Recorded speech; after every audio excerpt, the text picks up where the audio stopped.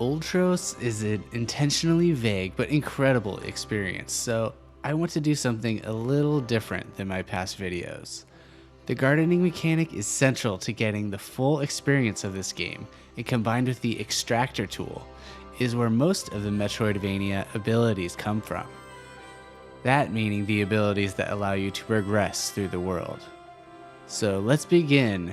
This will be a deep dive, and we'll discuss the seeds and fruits that will help you along in your journey.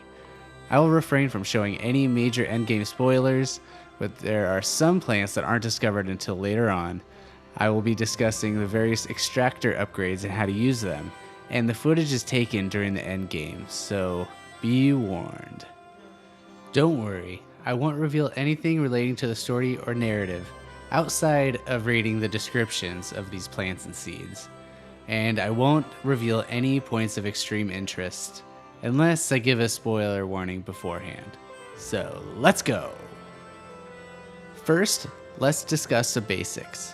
To level up and acquire new abilities, you need to increase 4 nutrition levels: Car, Yug, Hawk, and Tip.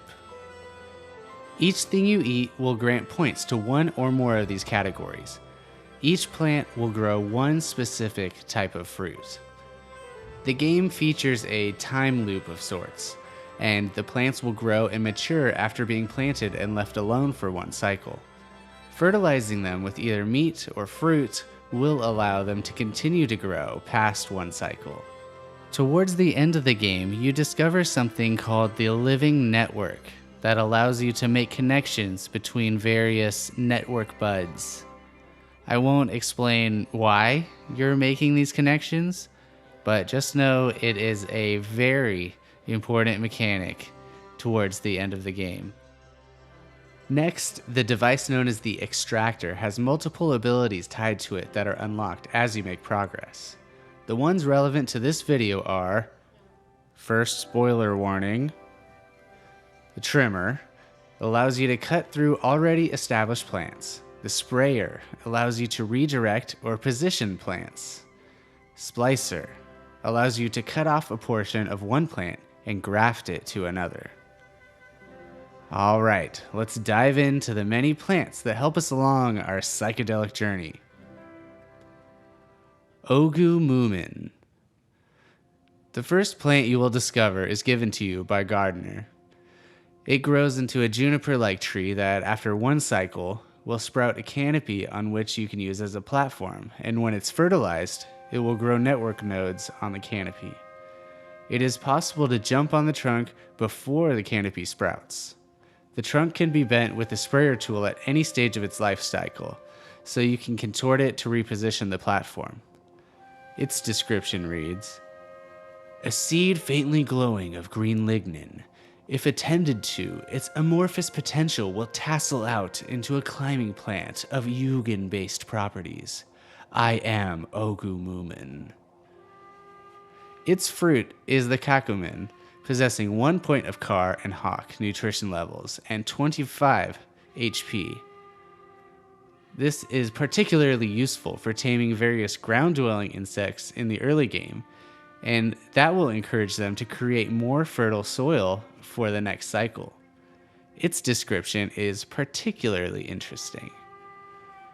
Due to an unusually spicy mixture of nutrients, the Kakomin is partially psionic.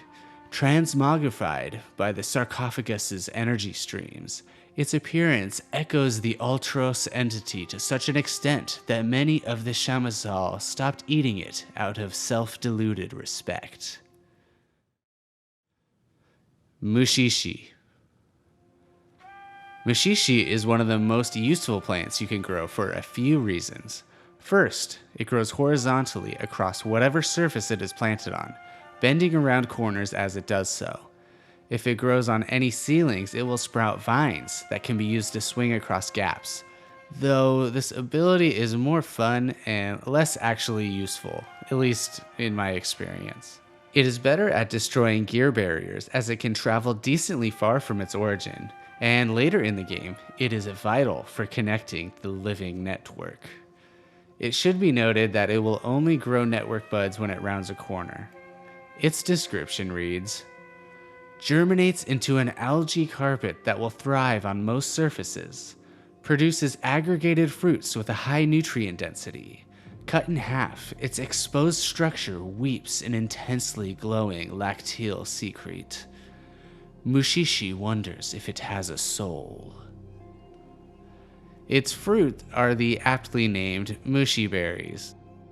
It contains 1 point of Hawk and 1 point of Tip and has 15 health regen points. Its description says that it's found and cultivated in abundance all over the orchard. Its high nutritional value, unfortunately, comes with a bland taste and texture. Eating a mushi berry is like eating a cloud. I find this description kind of funny, because it is neither a rich source of health regen nor experience points. However, they became quickly abundant, so I never ran out of mushy berries in my playthrough. Augeas Seed. These are another traversal-focused plant that is extremely useful. It grows a short trunk that sprays a blood-like liquid. Where the liquid lands, a network bud is formed. One of the more important aspects is that if the blood runs over the side of a ledge, it will form a small diagonal ramp, giving you access to more vertical pathways. While it is growing, the sprayer tool can be used to direct where the blood will land, giving you control over where the network bud will form. The item description is quite long, but insightful into the berry and culture. Ancient folklore spoke of how rivers sprung but from a single Augeas seed. It was useful at gladiatorial arenas to wash away the blood and pulp from both stage and combatants. The xylem sap flowing from the plant was once clear as water, but over time has turned red as the blood it was meant to rinse away. Its fruit is the river heart.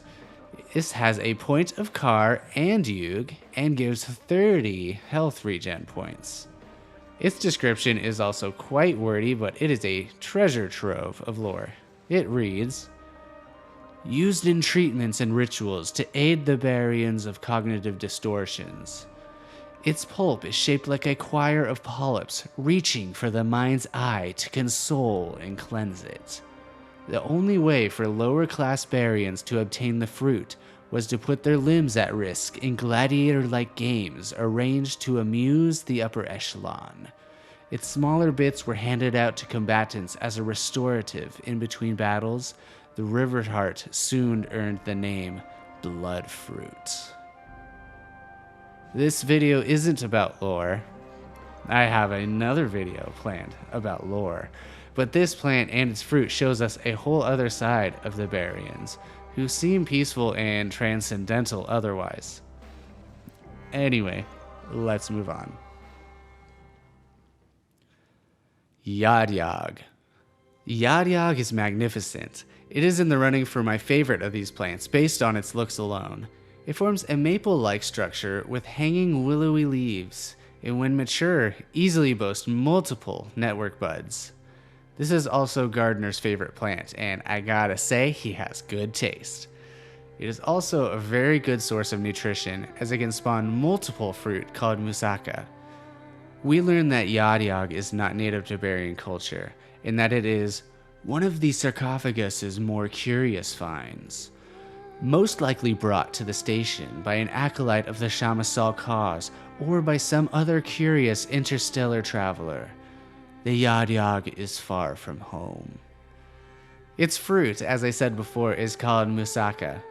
It boasts half a point in both Hawk and Tip, and a full point of Yug, and its health regen amount is 15 points.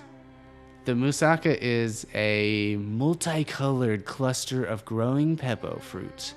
Rich in folate and potassium, it is a distant relative to the more pomologically prominent banana fruit, curled up in a soft-hued hype. Other than an excellent source of food and network connections, it doesn't have any uses aside from its beauty. Gnopper Seed. The Gnopper plant is a carnivorous variety, sporting sundew-like sticky pads near its base and a large tooth maw at the end of its stalk. This plant is most useful in getting to high places, as when you enter its mouth, it will do minimal damage, then rocket you in whichever direction the mouth is facing. One unique thing about the Gnopper plant is that if you use the trimmer tool to cut the stalk, it will branch out from its severed end. Though I cannot determine if 2 heads will grow from each stalk. Using the sprayer tool, you can aim the heads in almost any direction. Neat! It is said that the Gnopper's necrocarnivorous diet causes it to shoot out long, spiraling monocot rhizomes. Gnopper feels lonely. The fruit is aptly named the Gnopper fruit. It has the highest health regen stat of anything in the game at 50 and gives you 1.5 points into every nutrition stat. Truly the most valuable fruit to farm. However, it doesn't grow independently. You must first feed the Gnopper with meat from a slain creature. It also has a very interesting narrative use, but I won't spoil that here. Its description reads, Gnopper fruit are both a symbol for and an intrinsic physical manifestation of the Gnopper's emotional genealogy. More than a means to come together, its mesocarp is also an anti-inflammatory and rich in antioxidants. It relieves nausea and intestinal discomfort, as it helps the jejunum better absorb acids into the bloodstream. Devadaru Seed. Tied with Yodyog for my favorite looking plants in the game, Devadaru is reminiscent of wisteria that are trained into a tree form. Its trunk reaches up to the nearest ceiling and sprouts horizontally in both directions, dropping gorgeous cascading plumes of blue leaves and flowers. When fertilized over several cycles and given enough horizontal space to grow, it can cover the ceiling of even the largest rooms. While the trunk is growing, it can be redirected using the sprayer tool. However, once the trunk has thickened, it cannot be moved. It must be trimmed off and allowed to grow again. The main utility of this plant is covering the ceiling with network buds and farming its fruit, which has a very high tip content level. It is described as a blue shimmering seed that sprouts with a horizontal desire in its DNA and branches out like a seabird over the horizon. Popular among garden architects as the large foliage lends itself well to sculpting, Devadaru would rather be sailing. Its fruit is the bubble fruit, with 1.5 points of tip and 0.5 point of hawk as its nutritional value and an average health regen of 15. It is described as having a slight saltiness to its taste due to high levels of potassium chloride. I am not angry, said bubble fruit. That last line must be a pun on the saltiness of the fruit. Staccati. Staccati is perhaps at first the most annoying plant variant, as it is hazardous to touch and until you get the trimmer tool, it blocks progression in more than one area. Its value lies in the fact that it is the single most useful plant for creating network nodes. The leaves resemble a monstera that has sharp burrs hidden in the foliage. The catch is that these burrs are network buds. This plant grows voraciously and can easily overtake an entire room after one cycle, especially if fertilized. This can be annoying to traverse, but it will fill the room with network buds, making it incredibly useful when combined with the splicer tool. You can splice one of the burrs onto any other plant, and after one cycle that room will be plentiful with potential network connections. Its description is also interesting from a lore perspective. This unassuming seed matures into the unruling Staccati bush. Initial observations suggested that it fed on increasing levels of dark energy. Later, the few remaining Barian biome progmas theorized that the bush's auxins stimulate its cells to grow at the same rate as the sarcophagus's increasingly hostile environment. Its fruit, the Galva yarn, is a fantastic food source, boosting a higher HP regen rate, of 25 and 1 point into every nutritional stat. Its description says that the first bite tastes like Elysium, the second like yet another cycle of temporal procreation. Sprogen. Sprogen is an interesting one. It is a golden grass that quickly spreads across surfaces in much the same way as Mushishi. It will sprout buds when it rounds a corner as well. However, this acts almost like the speed booster from the Metroid series. Running through Sprogen grass greatly increases your speed and jumping distance, and you will damage or destroy most enemies and any destructible blocks in your way. This includes vertical surfaces, allowing you to get your Titanfall on and do some wall running. Its description says, if you carefully lick its coleoptile brush, you will perceive notions of running across endless, shimmering meadows. Defying the horizon, you are tireless. Its fruit is the Meadow Tato. It has a moderate health regen bonus of 15 and provides half a point of Yug and a full point of Hawk. It is said to be slightly creamy in texture with an earthy aftertaste. It leaves you feeling light and vigorous. It is possible, said the Meadow Tato. Ubarba. Ubarba is a fast-growing vine-like plant that frequently forks in two directions, allowing use of the sprayer to manipulate its shape quite easily. When it makes contact with another plant, including itself, it produces a fruit. If it is grown through the yellow or purple liquid, it will continuously sprout. This has many applications late in the game. It is said to be brimming with anticipation. The Ubarba waits for someone to unlock its potential. Sensitive to contact, its tendrils then reach out to whatever object stimulates it, resulting in rooting and inflorescence. The vine's strong sclerenchyma supports the lateral organs as they attach themselves to vine's tendrils and enclasp themselves. Phylautia, more like agape. Its fruit is the Hexdrupe, a great source of health and Yug at 30 health points, 1.5 points of Yug, and half a point of Hawk. This fruit has interesting implications regarding the Barian culture. It is said that when mashed into a paste and applied to the lymph nodes of the head and neck region, the Hexdrupe's arils are said to arouse feelings of attachment. On the 7th night under the waning gibbous, Baria's kin will hearken to carnality. It would appear the Barians are fond of a good old-fashioned drug-induced ritual orgy. Nice! Wilding Seed. The last plant I encountered, and indeed the last on this list, is the pine-like wilding plant. It grows very tall and has a rubbery consistency, as evidenced by how you can grab the top and sway back and forth. Much like the Mushishi swinging vines, I didn't find this to be very useful, but it is a fun quirk.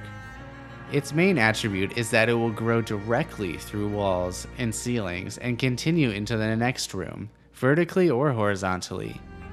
It sprouts network buds where it enters a wall and where it exits a wall.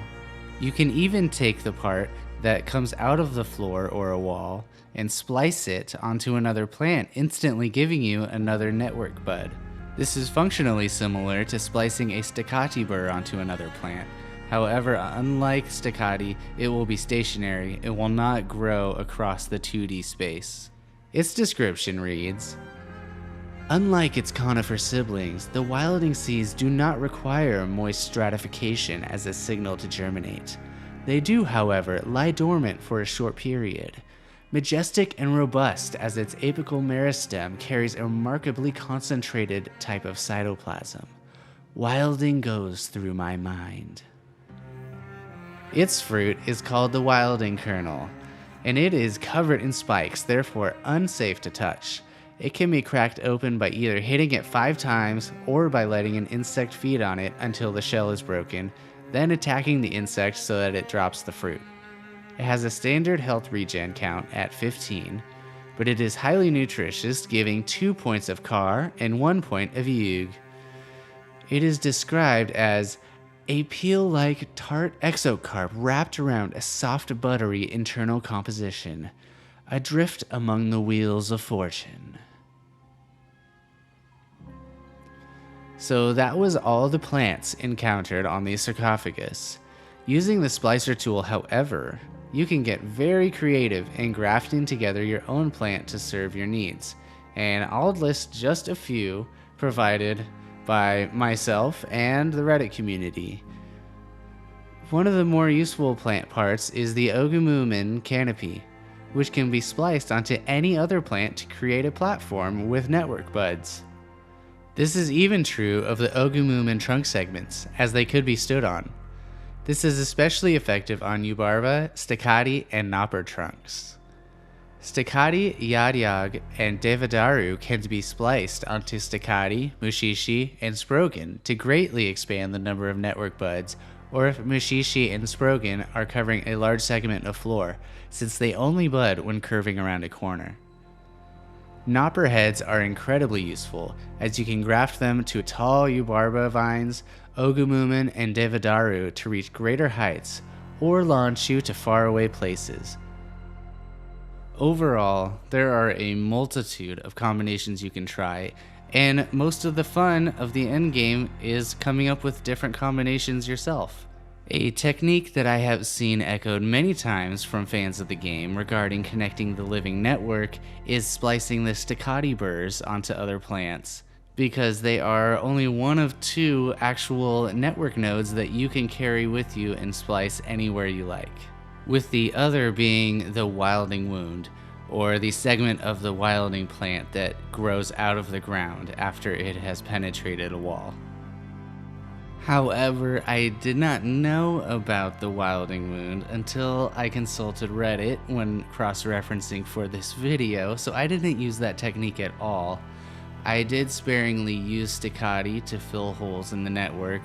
However, it is my least favorite plant in the game, aesthetically, and I didn't enjoy avoiding the spiky burrs. So I did prefer to use Yodyog and Devadaru branches instead. And to create places to splice those onto, I use Mushishi and Sprogen most often. Connecting the living network really became such a rewarding experience, and I highly recommend that everyone who plays the game go through this path as well. It almost fundamentally changes what the game becomes. And just being part of the world, connecting everything, those are the central themes of this game. Special shout out to Bebop Man, Organic Bicycle 8777, and Richie Gumbo over on Reddit, because they shared with me their favorite plants to splice together, and Bebop Man in particular has put together an incredibly comprehensive list of all the plants and their attributes, and the fruit attributes, that you can read over on Ultros the Game subreddit. When I went to Reddit to cross-reference my research for this video, I discovered that Bebop Man had created this list almost 10 days prior, so thank you for that valuable resource. As I said earlier, I do have a lore video with my lore theories in the works for this game, as the themes are very interesting and also quite mysterious. So if you're a fan of this video, stay tuned for that. I also have a couple other videos in the works, as I eagerly anticipate the Alan Wake 2 DLCs and Elden Ring Shadow of the Erd Tree. So if you enjoyed this video, please leave a like and subscribe if you want.